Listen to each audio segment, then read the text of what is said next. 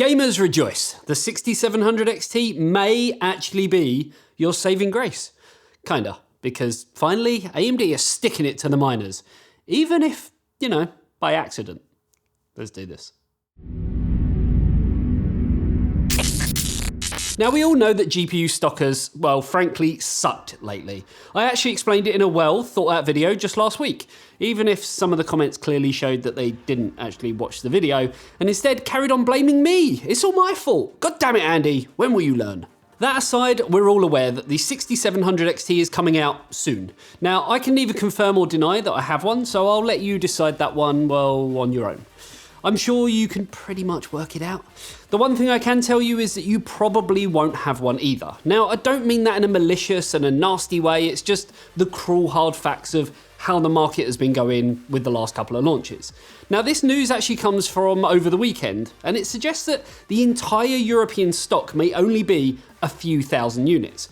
When you think there's 44 countries within Europe, if my maths is any good, that would work out at a measly 68 cards per country. Now, obviously, the UK, Germany, France, and other big countries will likely see more cards given to them over countries like Iceland, Malta, and Liechtenstein. But even then, what are we talking? Like 100, 150 each? Imagine it's 150, and let's do the maths. Let's be generous and say there are 5 to 6 big retailers in these big countries, and that means we're looking at, on average, around 25 cards per retailer.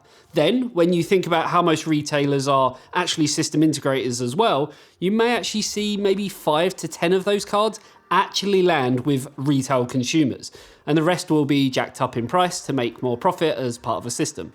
What I'm basically saying is good luck. Now, there is good news, and I kind of see it in this way. If you are from the UK, a separate source does claim that while these figures are for Europe, they are more speaking about the political union. So basically everywhere but the UK, as we left the EU at the end of 2020. Now, these sources actually claim that the UK could be receiving anywhere up to 2,000 units.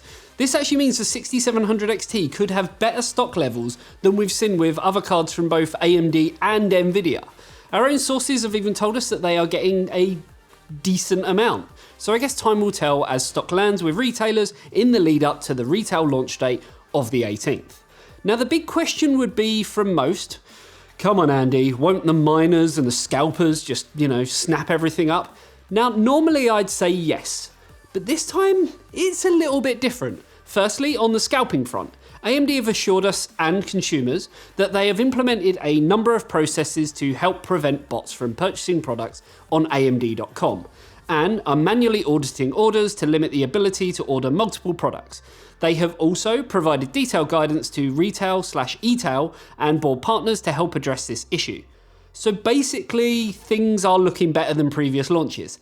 Happy days. On the mining side of things, it gets a little bit more complex. With the way that mining has gone lately, it's become more profitable again. And with the rate of Bitcoin going, frankly, to the moon, other coins that are reliant on it have also seen quite a sizable jump.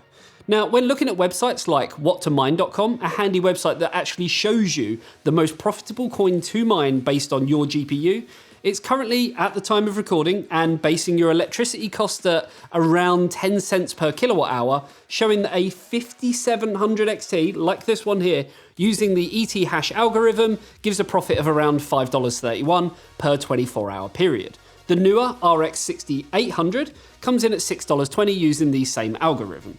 So profit is good, but what about the actual performance figures? Well, based on what to mine again, it shows that the 5700 XT does a hash rate of around 55 million hashes per second at around 130 watts. The 6800 does around 64 million hashes per second at around 150 watts.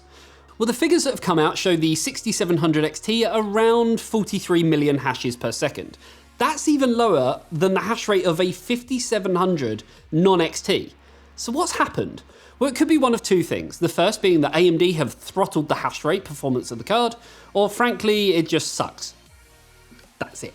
But you do have to kind of drill in a little bit further. I mean, if it sucks, why does it suck?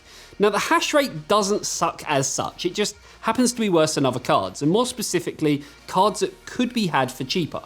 Basically, when it comes down to mining, it all comes down to buying the card, mining on the card, and the output of mining paying for the card. And then anything above and beyond that is profit. Simple maths. Simple. So now that I've kind of confused you all with a bucket load of figures, what does it actually mean? Well, it could actually be good news. So stick with me. The fact that you can buy a 5700 XT for potentially cheaper means that the 6700 XT would take longer to pay for itself. This could mean that miners will simply ignore this card and move on to the 6800, 6800 XT, or any of the lineup from Nvidia, like the 3060 Ti, which has a hash rate of about 58.1 million hashes per second, and a lower MSRP by $80 compared to the 6700 XT.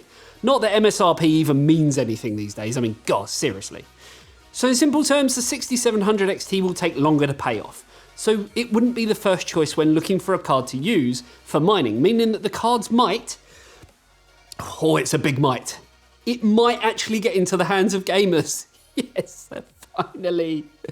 The other thought is that if it sucks for mining, well, it could also suck for gaming. So there's that to consider. So let me know, what do you think about the 6700 XT? It's aimed at 1440p gaming and might actually be available. And if it is, will you be getting one? It's only a few more days to wait. But do you know what you don't have to wait for? The eTeknix PC Maintenance Toolkit, with everything you need to build, repair, and maintain a PC, available on store.eteknix.com. And yes, it ships worldwide.